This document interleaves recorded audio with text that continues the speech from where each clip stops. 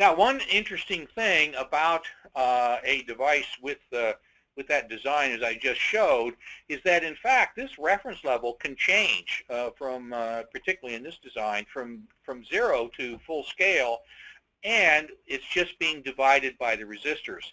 That means it effectively does what we call multiplying, and this is very good for changing the gain of say AC signals or other types of signals. Very good for gain adjustment and calibration. This shows one of our circuits from the lab with a very high resolution signal for multiplying these input signals. Now we have another type of typical application. We call it the digital potentiometer.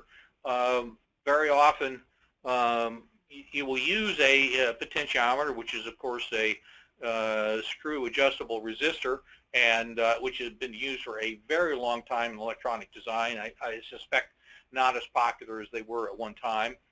And they can provide very fine adjustment, but they change over time, and a little bit of vibration can also set them off. Whereas a digital potentiometer, which is a form of a multiplying D to A converter, can do the job quite a bit better. So what we show here is an amplifier, an AD8221 differential input amplifier, and then it also has trim terminals. Many devices have trim input terminals, and we can apply the digital potentiometer to those trim terminals to adjust the device. And then some of these devices have their own internal memory, or you can use an external memory to save that value so that it will set to that value every time, and it's maintained with far greater accuracy than a digital potentiometer, or than a standard screw type potentiometer. So now let's get back to our 1-bit DAC, which is a highly sophisticated digital audio DAC. You go, huh? And in fact, there are more DACs made this way than just about all the rest combined. And the way that works is that using a process known as sigma delta modulation, when we're trying to reproduce this analog input signal, which was captured by an A to D, and then we're putting it out with our 1-bit DAC, we can see that effectively when the signal is low, the output is near the low levels, and then as it transitions, it's pretty much in between. And when the signal is at the high levels, we get mostly ones at the output, and then we transition down again, and mostly minus ones, and then that goes then that follows the input signal with just this single bit DAC that goes from one point to the other. Now, this is fairly low resolution just for illustration, but as we increase the resolution, we then find that we can actually approximate the signal even more closely, and this is still only about 6 or 8 bits of resolution. At very high resolutions, in the 16-bit level, where CDs are played and the like, you would actually not easily be able to see the differences between the lines, and it would look quite a bit like that signal. And in fact, with our Class D type of D to A converters for audio applications, this signal can be applied directly to a standard speaker in many applications and give perfectly good distortion. In most cases, though, you will use this output signal and run it through an analog filter to clean it up, and then really truly represent this clean sine wave. But in many applications, especially with these Class D types, you can apply it directly to a speaker. Now let's look at how we build A to D converters, which are composed of a digitizing function, a sampling clock, we talked about analog input, and then they provide a digital output. Now, like the DAC, we can start out simple. a 1-bit device, which is also known as a comparator. There's typically a reference input level, maybe the minus input could be the plus, and then we measure this with respect to that input. And then when this exceeds this, you get a 1, and when it's lower, then you get a 0. And it's like, it's pretty simple. And is also, but very popular. I mean, this is how thermostats work. So it's cold, it's hot, and then it's a 1 or a 0. But in fact, when we and we use comparators in A to D converters quite often, a device called successive approximation.